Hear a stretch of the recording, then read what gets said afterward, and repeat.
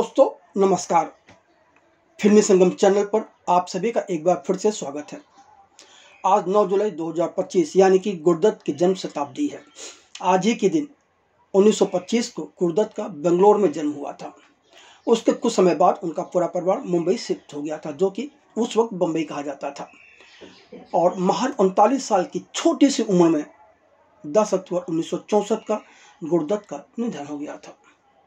गुरदत्त अभिनेता, निर्माता, निर्देशक और लेखक थे। उन्होंने 16 फिल्मों में अभिनय करने के अलावा 8 फिल्मों का निर्माण और 8 फिल्मों का निर्देशन तथा बाजी, जाल, बाज और प्यासा जैसी फिल्मों का लेखन किया था। फिल्म प्यासा गुरदत्त द्वारा स्कूल के दिनों में लिखी गई कहानी पर आधारित फिल्म थी, लेकिन इस फिल्म में पटकथा लेखक के तौर पर किसी का भी नाम नहीं है। गुरदत्त अपने माता पिता की अकेली संतान नहीं थे। उनकी एक छोटी बहन ललिता लाजमी थी, जिन्होंने लोगों ने बाद में चित्रकार के तौर पर पहचाना, और 3 छोटे भाई थे। आत्माराम मशहूर फिल्म निर्देशक, देवी दत्त मशहूर फिल्म निर्माता और विजय श्याम बेनेगल उनके चचेरे भाई थे। जबकि अभिनेत्री अमृता राव भी उनकी रिश्ते में चचेरी बहन लगती हैं।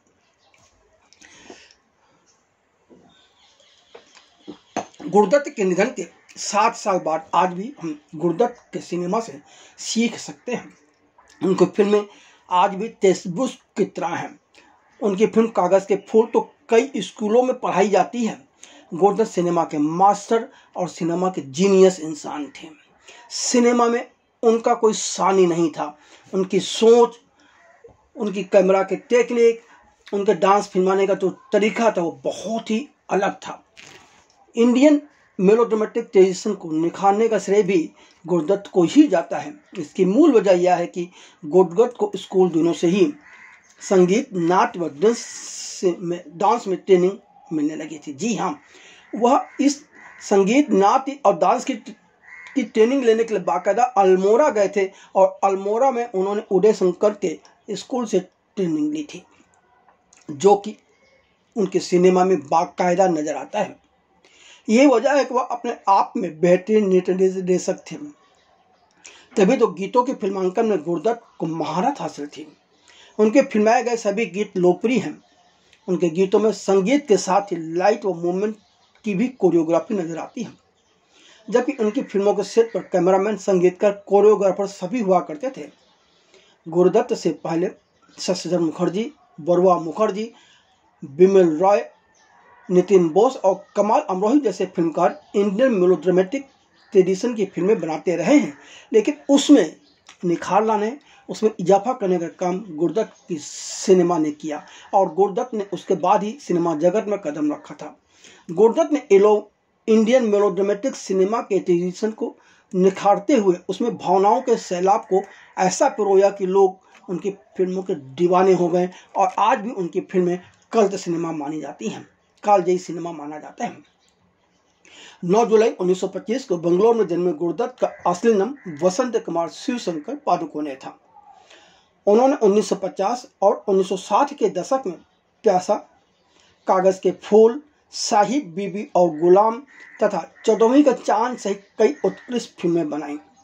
विशेष रूप से प्यासा और कागज के फूल को टाइम पत्रिका के 100 सर्वश्रेष्ठ फिल्मों की सूची में शामिल किया गया। यहाँ याद करने वाली बात यह भी है कि हाल ही में न्यूयॉर्क टाइम्स ने पिछले 25 साल की 100 सर्वश्रेष्ठ फिल्मों की एक सूची जारी की है, जिसमें एक भी भारतीय फिल्म का नाम नहीं है। अब आप सोच लीजिए कि उस समय किस तरह का सिनेमा बन रहा था। जबकि 2002 में साइट एंड साउंड के आलोचकों और निर्देशकों के सर्वेक्षण ने भी गुरदत्त को सबसे बड़े फिल्म निर्देशकों की सूची में शामिल किया। उन्हें कभी भारत का आर्सन वेल्स भी कहा जाता रहा है। 2010 में उनका नाम CNN के सर्वे में सर्वश्रेष्ठ 25 एशियाई अभिनेताओं की सूची में भी नाम दर्ज किया गया। गुरदत्त 1950 के दशक के लोकप्रिय सिनेमा के प्रसंग में काव्यात्मक और कलात्मक फिल्मों के व्यावसायिक चलन को विकसित करने के लिए लोकप्रिय रहे हैं। इनकी फिल्मों को जर्मनी, फ्रांस और जापान में भी आज की तारीख में भी यह रिलीज़ किया जाता है, तो लोग उसे पसंद करते हैं, देखने आते हैं। जी हाँ, गुरुदत्त का सिनेमा अवसाद का सिनेमा भी माना जाता रहा है और जिसकी कई वजहें रही हैं। गुरुदत्त की ज़्यादातर फिल्मों का अंत दुखद भी ही रहा है, लेकिन गुरुदत्त के सिनेमा की सबसे बड़ी खासियत यह है कि उन्होंने जो समाज था, समाज की कई जो बेरियां थी, उनको तोड़ने की कोशिश की। उन्होंने पितृसत्तात्मक सोच पर भी आघात किया है। उन्होंने नारी को सम्मान दिलाने की भी पूरी कोशिश की है। हम एक अगले एपिसोड में गुरुदत्त और उनकी फिल्मों के जो नारी किरदार है उन पर चर्चा करेंगे। आज हम थोड़ा सा समग्र रूप में गुरुदत्त को जानने और समझने की कोशिश कर रहे हैं। गुरुदत्त का जन्म बंगलौर में शिव शंकरराव पादुकोणे व वसंती पादुकोणे के यहाँ हुआ था। उनके माता पिता कोंकण के चित्रपुर सारस्वत ब्राह्मण थे। उनके पिता शुरुआत के दिनों में एक विद्यालय के हेडमास्टर थे, जो बाद में एक बैंक के मुलाजिम बन गए, जबकि माँ साधारण गृहिणी थी और बाद में स्कूल में शिक्षक बन गई थी। कालांतर में जब गुरुदत्त के निर्देशन में बनी पहली फिल्म बाजी हिट हो गई, तब गुरुदत्त ने अपनी माँ से कहा था कि वह शिक्षक की नौकरी छोड़ दें। गुरुदत्त को लेखन तो विरासत में मिला, क्यों, इसमें कोई दो राय नहीं, क्योंकि उनकी माँ वसंती घर पर प्राइवेट ट्यूशन पढ़ाने के अलावा लघु कथाएं लिखा करती थी। वह बंगाली उपन्यासों की शौकीन थी और बंगाली उपन्यासों का कन्नड़ भाषा में अनुवाद किया करते थे। उनकी माँ वसंती की वजह से गुरुदत्त का भी साबका बंगाली साहित्य से पढ़ा था। तभी तो उन पर बंगाली संस्कृत व साहित्य की इतनी गहरी छाप पड़े कि उन्होंने अपने बचपन का नाम वसंत कुमार शिव शंकर पादुकोणे से बदलकर गुरुदत्त रख लिया था। इतना ही नहीं, आगे चलकर बंगला लेखक विमल मित्र के उपन्यास पर गुरुदत्त ने फिल्म बनाई और वह शरद चंद्र प्रयास देवदास को लेकर भी फिल्म बनाना चाहते थे, पर शरद चंद्र प्रयास देवदास को लेकर गुरुदत्त कुछ ज़्यादा ही आश्वस्त थे। गुरुदत्त मानते थे कि शरद चंद्र ने अपने उपन्यास में चंद्रमुखी का किरदार ठीक से नहीं लिखा है। मतलब चंद्रमुखी के किरदार को जिस तरह से शरद चंद्र ने लिखा था उससे गुरुदत्त सहमत नहीं थे। इसी वजह से यह फिल्म उनकी चलती और अंततः नहीं बना पाए। गुरुदत्त ने अपने बचपन के प्रारंभिक दिन कलकत्ता के भवानीपुर इलाके में गुजारे, जिसका उन पर बौद्धिक एवं सांस्कृतिक प्रभाव पड़ा। उनका बचपन बिकटी कठिनाइयों और माता पिता के तनावपूर्ण रिश्ते से प्रभावित था और कालांतर में खुद गुरुदत्त का निजी जीवन, वैवाहिक जीवन तनावपूर्ण ही बीता।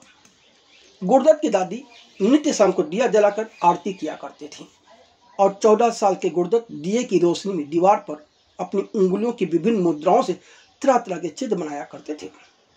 यहीं से उनके मन में कला के प्रति संस्कार जागृत हुए, ऐसा माना जाता है।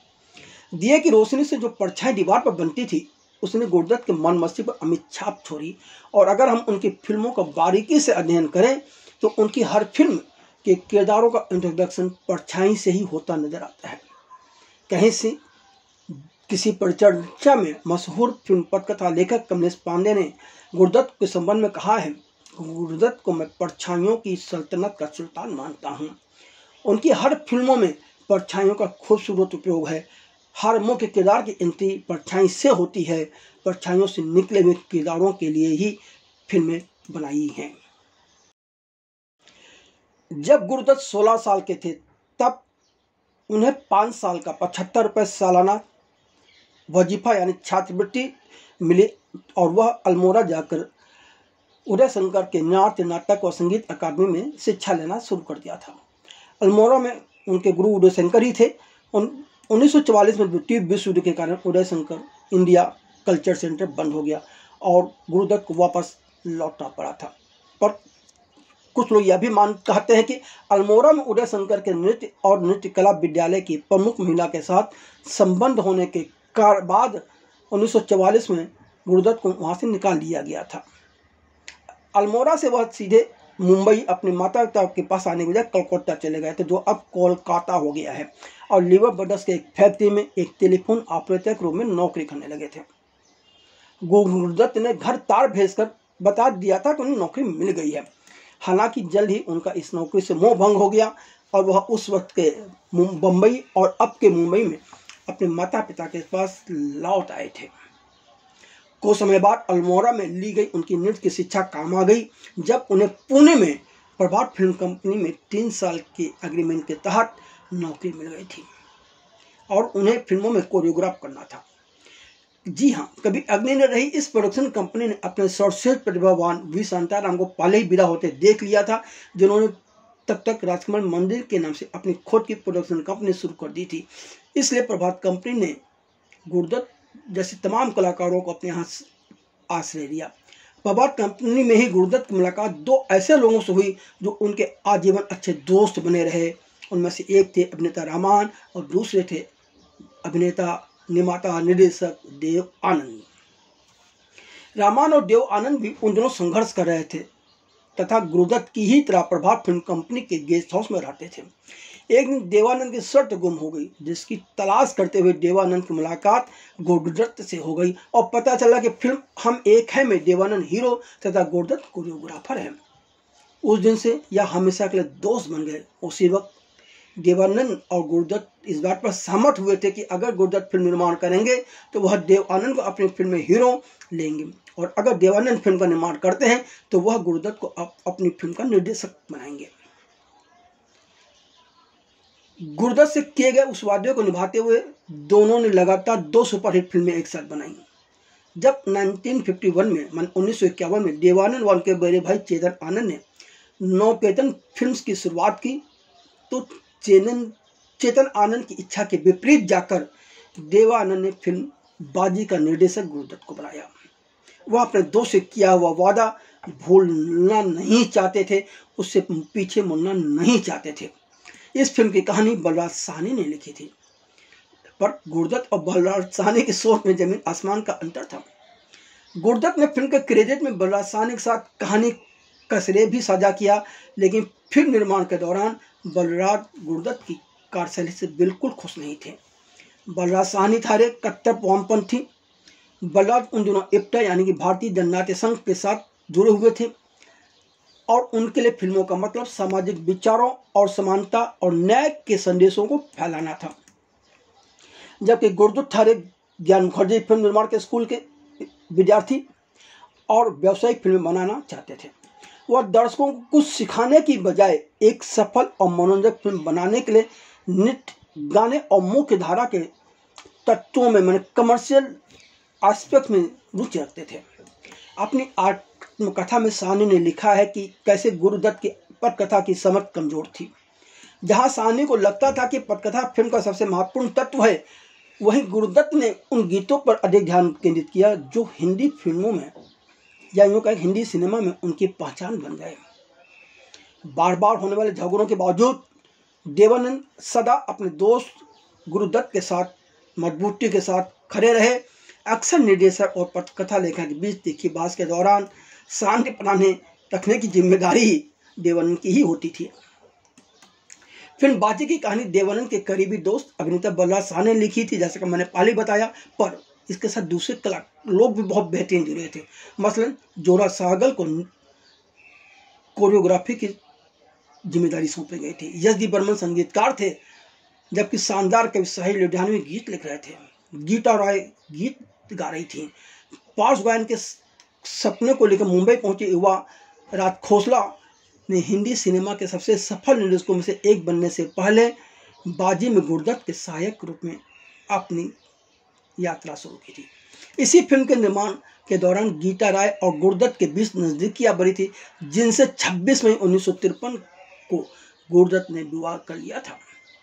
फिल्म बाजी से ही बरुद्दीन जमालुद्दीन काजी ने अपने अभिनय की शुरुआत की, जिन्हें गुरुदत्त ने ही हिंदी सिनेमा के सरल हृदय हास्य अभिनेता जॉनी वॉकर बना दिया था। फिल्म में उन्हें उनके असली नाम बदरुद्दीन से ही श्रेय दिया गया है, लेकिन गुरुदत्त ने ही उन्हें उनके पसंदीदा विस्की ब्रांड से प्रेरित होकर इसके नाम दिया था जॉनी वॉकर। विडंबना यह है कि बदरुद्दीन उर्फ जॉनी वॉकर ने अपने जीवन में कभी शराब को हाथ नहीं लगाया था और जीते जी कभी नहीं लगाया। फिल्म बाजी की कहानी मदन यानी कि देवानंद के बारे में थी, जो एक बेरोजगार टैक्सी ड्राइवर है, जो एक सुनहरे दिल वाली कहावत वाली पतित महिला नीना यानी कि गीता बाली के प्यार में पड़ जाता है और जो उसके प्यार का बदला चुकाती है। बाजी के शुरुआती दृश्यों में गुरुदत्त की हिचकॉकियन उपस्थिति भी नजर आती है, जहां उन्होंने एक गरीब आदमी की भूमिका निभाई थी जो धूम्रपान करता था, जो एक पूर्ण अभिनेता के रूप में उनके आने वाले दिनों का अग्रदूत था। जब फिल्म बाजी बन गई तो पता चला कि बलराज साहनी की पटकथा में गुर्जर ने काफ़ी बदलाव कर दिया है, लेकिन फिल्म बॉक्स ऑफिस पे एक कदर सफल हुई कि कोई कुछ नहीं कह पाया। बलराज साहनी भी चुप रह गए, लेकिन उसके बाद बलराज साहनी ने गुर्जर के साथ कभी काम नहीं किया। फिल्म बाजी हॉलीवुड की 1940 के दशक की फिल्म नोयर शैली को एक श्रद्धांजलि थी और इसने बॉलीवुड में अगले दशक के लिए नोयर शैली को परिभाषित किया। कहा जाता है कि गुरुदत्त को 1930 और 1940 के दशक की हॉलीवुड फिल्में देखने का बेहद शौक था। यूँ तो इससे पहले गुरुदत्त ने 1945 में विश्वास बेरेकर की फिल्म लखरानी में लक्ष्मण की एक छोटी सी भूमिका निभाकर अपने अभिनय करियर की शुरुआत की थी। उन्होंने 1946 में राजकुमार संतोषी के पिता पीएल संतोषी की फिल्म हम एक हैं के लिए सहायक निर्देशक के साथ साथ कोरियोग्राफी का भी काम किया था, और यह वही फिल्म है जिसे देवानंद ने अपने करियर की शुरुआत की थी, और इस फिल्म का निर्माण प्रभात फिल्म कंपनी के तहत हुआ था। प्रभात फिल्म कंपनी के साथ गुरुदत्त का एग्रीमेंट 1947 में समाप्त हो गया, पर गुरुदत्त की मां वसंती ने उन्हें कंपनी के सीईओ बाबूराव पै के साथ एक स्वतंत्र सहायक के रूप में नौकरी दिलवा दी। गुरुदत्त ने एक बार फिर यहाँ पर सहायक नर्तकी विद्या के साथ संबंध बनाने के बाद अपनी नौकरी गंवा दी। वह विद्या के साथ भाग भी गए थे, पर अंततः उन्हें समझौतावादी रुख अपनाना पड़ा, क्योंकि विद्या की मंगनी हो चुकी थी और विद्या के मंगेतर ने पुलिस कराने की धमकी दे दी थी। बाद में यह मामला सुलझ गया, लेकिन पूरे 10 महीने तक गुरुदत्त के पास कोई काम नहीं था, बेकार थे, तो रोमांस ने उन्हें बेरोजगार बना दिया था। बेरोजगारी के बाद गुरुदत्त अपने माता पिता के साथ तत्कालीन बम्बई और अब का मुंबई के माटुंगा में रह रहे थे। इस दौरान गुरुदत्त ने अंग्रेजी में लिखने का शौक विकसित किया और स्थानीय साप्ताहिक अंग्रेजी भाषा की पत्रिका the illustrated weekly off India के लिए लघु कथाएं लिखना शुरू कर दिया। फिर 1949 में अमित चक्रवर्ती के साथ बतौर सहायक निर्देशक फिल्म गर्ल्स स्कूल और ज्ञान मुखर्जी के साथ फिल्म संग्राम में बतौर सहायक निर्देशक काम किया। फिल्म संग्राम का निर्माण बॉम्बे टॉकीज ने किया था, और इसी के बाद देवानंद ने गुरुदत्त को अपनी नई कंपनी नवकेतन में एक निर्देशक रूप में नौकरी की पेशकश की, जिनसे प्रभात फिल्म कंपनी में गुरुदत्त की दोस्ती हो गई थी। देव आनंद और गुरुदत्त की दोस्ती गुरुदत्त की मौत के साथ ही खत्म हुई। यह बात सभी जानते हैं और मैं पीछे भी इस बात का उल्लेख कर चुका हूँ। 1951 में बाजी के सफल होने के बाद देवानंद ने 1952 में दूसरी फिल्म जाल का निर्देशन भी गुरुदत्त को ही सौंपा, और इस फिल्म में भी देवानंद ने अभिनय किया। यह फिल्म बॉक्स ऑफिस पर सफल रही। इस फिल्म का गीत यह रात यह चांदनी फिर कहाँ अभी भी लोग गुनगुनाते हुए मिल जाते हैं।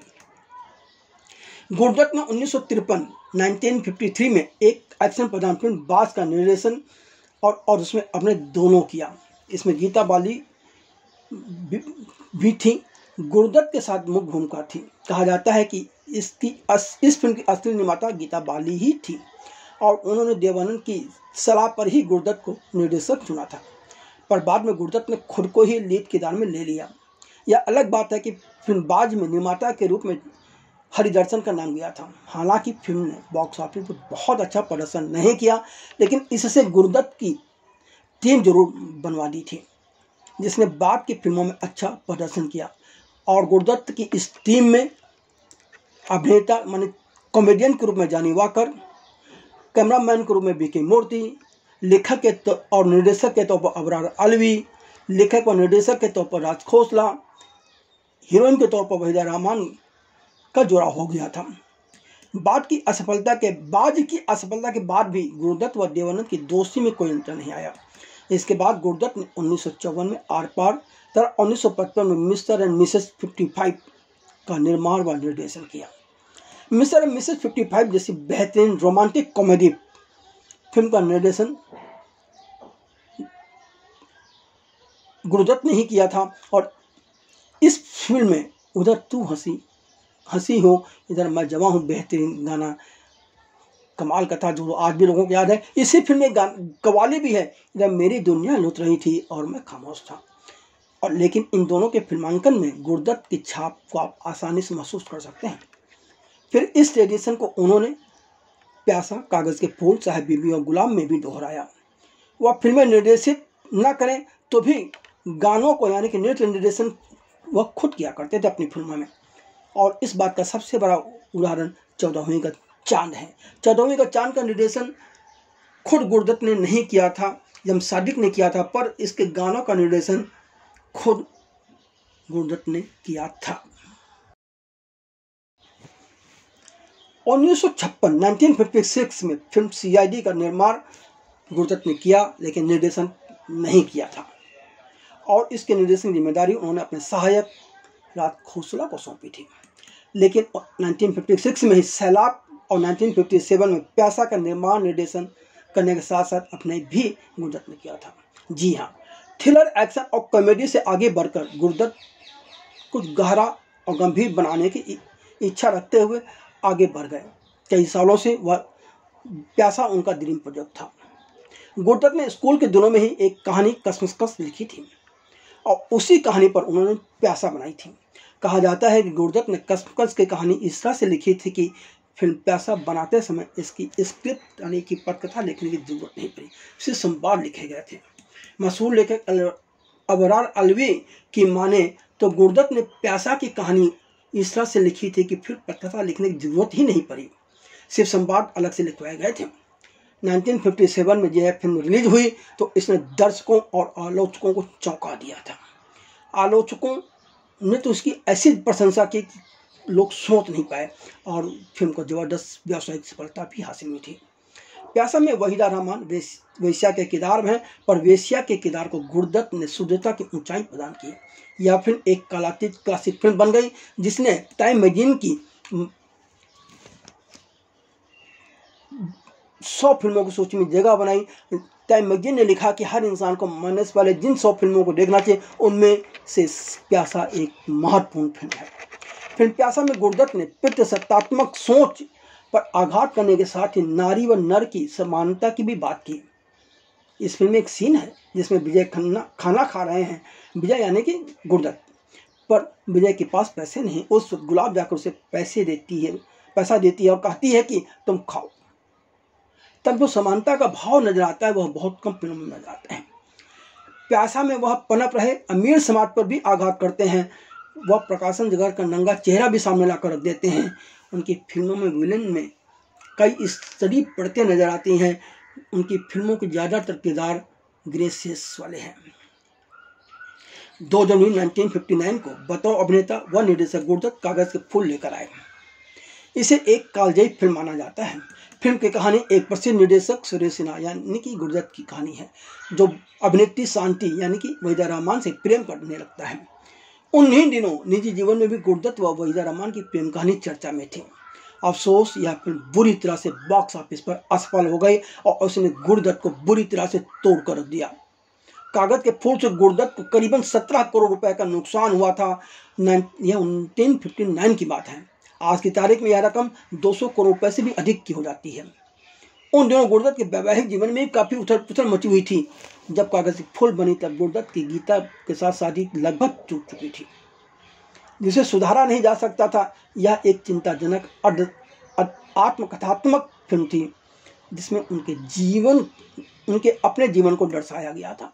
उनकी पत्नी के साथ उनकी नाखुश शादी और उनकी प्रेरणा के साथ उनके सुलझे हुए रिश्ते सब कुछ इस फिल्म का हिस्सा है। यह फिल्म भी फिल्म निर्माता की मृत्यु के साथ समाप्त होती है, जो अपने अकेलेपन और बर्बाद रिश्ते को स्वीकार करने में विफल रहता है। उन्होंने अपनी आत्मा को इसमें डाल दिया, शायद इससे मुक्ति की उम्मीद थी। इस फिल्म में एक संवाद है जहाँ सुरेश सिन्हा अपने फिल्म की नायिका शांति से कहते हैं कि माना कि तुम बेहतरीन अभिनेत्री हो लेकिन मैं भी निर्देशक बुरा नहीं। तो यहाँ कहीं ना कहीं गुरुदत्त ने अपने निजी जीवन की बात की थी और कहीं ना कहीं उनका एक अहम भी उभर कर आता है। इस फिल्म के बाद आधिकारिक रूप से गुरुदत्त निर्मित किसी भी फिल्म का निर्देशन उन्होंने नहीं किया, बल्कि हमेशा निर्देशक अलग चुना गया। क्योंकि गुरदत्त को लगता था कि उनका नाम बॉक्स ऑफिस के लिए अभिशाप है। मसलन फिल्म चौदहवीं का चांद का निर्माण गुरदत्त ने किया, गुरदत्त ने अभिनय भी किया, लेकिन इसका निर्देशक एम सादिक ने किया था। कहा जाता है कि इस फिल्म के निर्देशन में गुरदत्त की पूरी दखलंदाजी थी। इस फिल्म में गुरदत्त और वहीदा रहमान की जोड़ी थी। फिल्म ने बॉक्स ऑफिस पर जबरदस्त सफलता बटोरते हुए गुरदत्त की पिछली फिल्म कागज के फूल में जो नुकसान हुआ था उसकी भरपाई नहीं की, उससे कहीं ज्यादा कमा कर दिया जा रहा। फिल्म का शीर्षक गीत चौदहवीं का चांद हो एक विशेष गाना है जो कि रंगीन फिल्माया गया था, और एक पूरे गुरदत्त के करियर को आप देखें तो एक यही फिल्म है जहां गुरदत्त रंगीन फिल्म में नजर आते हैं। अन्यथा उन्होंने हमें सारी फिल्में उनकी ब्लैक एंड व्हाइट में बनी हुई हैं। 1962 में उनकी टीम ने साहिब बीबी और गुलाम बनाई। इस फिल्म का निर्देशन गुरदत्त के शिष्य अबरार आलवी ने किया था, जिन्होंने इस फिल्म के लिए फिल्म फेयर अवार्ड भी जीता सर्वश्रेष्ठ निर्देशक के तौर पर। इस फिल्म में गुरदत्त और मीना कुमारी के साथ रहमान और वहीदा रहमान ने सहायक भूमिकाएं निभाई। निजी जीवन में अपनी पत्नी गीता दत्त से गुरदत्त का अलगाव हो चुका था। तब साहब बीबी और गुलाम में उन्होंने स्थापित किया कि महिला और पुरुष दोनों अच्छे दोस्त हो सकते हैं। इस फिल्म में एक महिला अपने दिल की बात खुलकर उसी तरह पुरुष के साथ करती है जिस तरह से वह एक महिला के साथ या एक औरत के साथ कर सकती है, और पुरुष भी ऐसा ही करता है।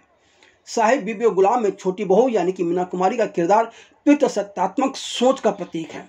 लुभावने वाले दृश्यों में सारा ध्यान नायिका पर है, पर गुरदत्त ने ही मीना कुमारी को सबसे ज़्यादा खूबसूरत दिखाया है। इस फिल्म में मीना कुमारी ने आंखों से जो भाव दिए हैं वह कमाल के हैं। कहा जाता है कि इस फिल्म में गुरदत्त ने देखा कि मीना कुमारी खूबसूरत नहीं लग रही, तब फिर एक दिन सिर्फ उनके फोटो सेशन पर लगाया गया, और जब पता चला कि वो 3/4 चेहरा दिखाए जाने पर ही खूबसूरत लगती हैं, तो उसके बाद पूरी फिल्म में उनका सिर्फ 3/4 चेहरा ही दिखाया गया है। तो 1/4 चेहरा छिपाया गया, कभी बालों का सहारा लिया गया, कभी किसी दूसरी चीज़ों का। ये सारी बहुत बारीक चीज़ें होती हैं जो कि डायरेक्टर की समझ में आनी चाहिए, और इस मामले में गुरदत्त बहुत आगे थे। कहा जाता है कि साहब बीबी और गुलाम की रिलीज के बाद के आसिफ ने गुरदत्त से सलाह दी थी, कहा था कि फिल्म का अंत डाल दो, अन्यथा यह फिल्म कमाकर नहीं देगी। कि आसिफ उसकी फिल्म मुगल आजम सफल हो रही थी और जश्न मन रहा था, इसलिए कि आसिफ की सलाह ने जरूर कहीं ना कहीं अंदर से गुरदत्त को हिलाकर रख दिया था, और गुरदत्त इस बात से परेशान थे कि कहीं यदि वास्तव में पिछली फिल्म कागज के फूल की तरह या फिल्म असफल हो गई तो उनका क्या होगा। कि आसिफ ने उन्हें सलाह दी थी कि छोटी बहू के किरदार में बदलाव कीजिए, फिल्म का अंत सुखद कीजिए, और यह दिखाइए कि छोटी बहू बदल गई हैं, अब उन्होंने शराब वगैरह पीना छोड़ दिया है। बहुत कुछ सोचकर गुरदत्त ने सोचा कि ठीक है, हम इस फिल्म को कुछ सीन फिर से फिल्माते हैं। उन्होंने सेट लगाने की बात कह दी, पर रात भर वह सोचते रहे, और अंत में उन्होंने कहा जी नहीं, मैं अपनी सोच को नहीं बदलूंगा, और उन्होंने दोबारा शूटिंग नहीं की। फिल्म का अंत नहीं बदला, कुछ नहीं बदला। यह बात उन्होंने बिछड़े सभी बारी बारी में लिखा भी है। लेकिन सच यह है कि साहब बीबी और गुलाम को बॉक्स ऑफिस पर जबरदस्त सफलता मिली थी। इस फिल्म को राष्ट्रीय पुरस्कार से ढेरों पुरस्कार मिले। यह फिल्म एक कालजयी फिल्म बन गई। 1964 में गुरदत्त ने ऋषिकेश मुखर्जी द्वारा निर्देशित अपनी अंतिम फिल्म सांझ और सवेरा में मीना कुमारी के साथ अभिनय किया। अक्टूबर 1964 में उनके निधन के वक्त उनकी कई फिल्में अधूरी रह गई थीं, जिनमें से के आसिफ की फिल्म लॉ एंड गॉड भी थी। कई सालों बाद जब फिल्म को फिर से बनाया गया तो गुरदत्त की जगह संजीव कुमार को इस फिल्म में लिया गया। उन्होंने साधना के साथ पिकनिक में भी काम किया था, जो अधूरी रह गई और फिर बंद भी हो गई। वे बाहर फिर भी आएंगे कि निमार और वह अभिनय करने वाले थे, लेकिन उनकी जगह धर्मेंद्र ने मुख्य भूमिका निभाई, और यह फिल्म 1966 में उनकी टीम की आखिरी प्रोडक्शन के रूप में रिलीज हुई। निजी जीवन में गुरदत्त ने कम उतार चढ़ाव नहीं रहे हैं। 26 मई 1953 को गुरदत्त ने गीता रॉय चौधरी, जो बाद में गीता दत्त हो गई, के साथ विवाह किया, जो कि मशहूर प्रसिद्ध पार्श्व गायिका थी। यह बात हमने पहले भी आपको बताई है, और जिनसे उनकी मुलाकात फिल्म बाजी के निर्माण के दौरान हुई थी। उन्होंने परिवार के तमाम विरोधों के बावजूद यह शादी की थी। शादी के बाद 1956 में वह मुंबई के पाली हिल स्थित एक बंगले में रहने लगे थे। अंततः उनके 3 बच्चे हुए, तरुण, अरुण और नीना। गुरुदत्त और गीता की मृत्यु के बाद बच्चे गुरु के भाई आत्माराम और गीता के भाई मुकुल रॉय के घरों में पले बढ़े। गुरुदत्त का वैवाहिक जीवन सुखमय नहीं रहा। उनके छोटे भाई आत्माराम के अनुसार गुरुदत्त काम के मामले में सख्त अनुशासन प्रिय थे, लेकिन निजी जीवन में पूरी तरह से अनुशासनहीन थे। वह बहुत ज्यादा धूम्रपान और शराब पीते थे, समय से बाहर नहीं निकलते थे।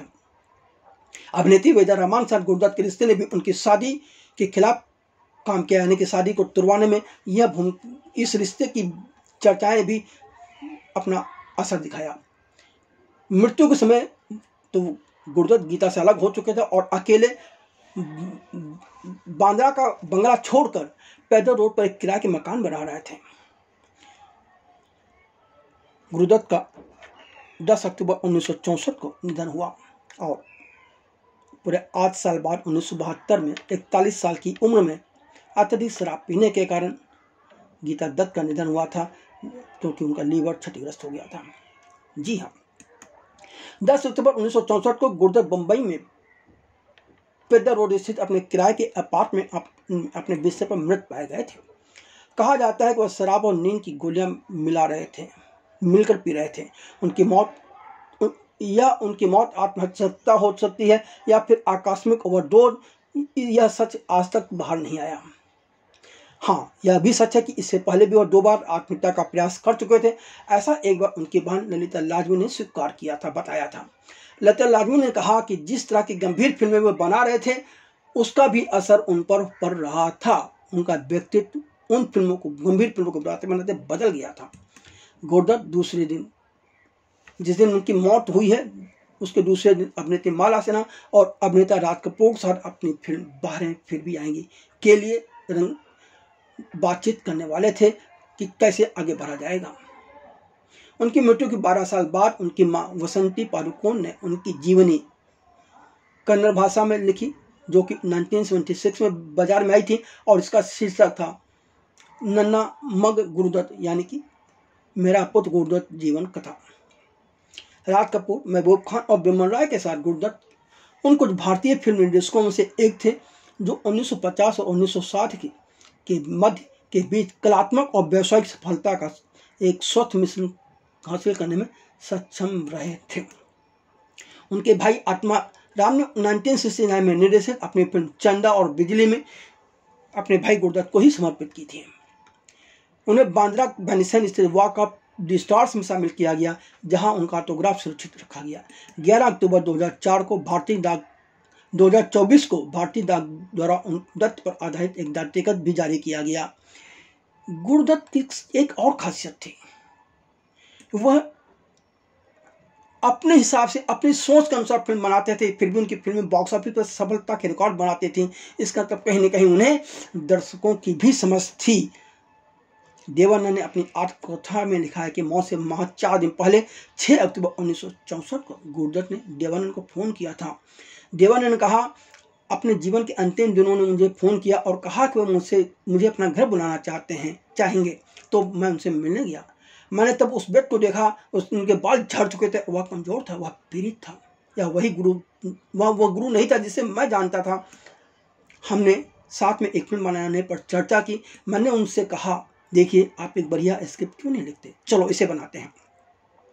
4 दिन बाद 10 अक्टूबर 1964 को सुबह जब देवानंद को गुरुदत्त के निधन की खबर मिली, तो सबसे पहले देवानंद अपनी फिल्म 3 दिव्यांग सूत्र रद्द कर उनके मकान पर पहुंचे थे और अपने दोस्त को देखकर अवाक रह गए थे। जानी वाकर और वेदा रहमान उस बंगलौर में थी, वह दोनों भी तुरंत वहां से वापस लौट आए थे और सभी ने गुरुदत्त के निधन पर शोक जाहिर किया था, क्योंकि यह उन्हें अपनी निजी क्षति महसूस हुई थी। आज गुरुदत्त हमारे बीच नहीं है।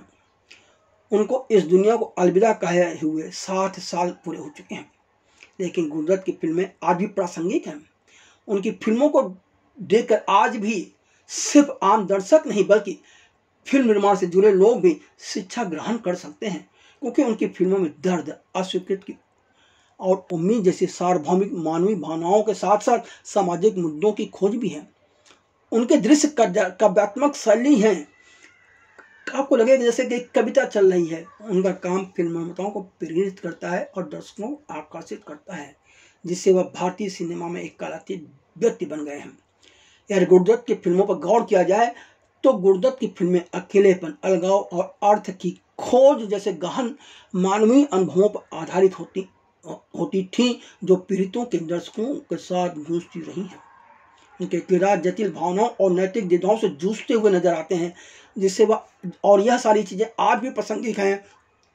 गुरुदत्त की फिल्मों में जो कुछ हमने देखा वह आज भी हमारे समाज में कहीं ना कहीं किसी न किसी रूप में हमें नज़र आता है। फर्क इतना ही है कि हम इस बात को महसूस करें। और गुरुदत्त हमेशा चाहते थे कि आप उनकी फिल्म को देखते हुए महसूस करें, फिल्म में जो भावनाएं हैं उनको आप महसूस करें, और दर्शक महसूस करता है। और हमेशा गुरुदत्त की फिल्में लोगों को कुछ न कुछ एहसास दिलाती रहेंगी।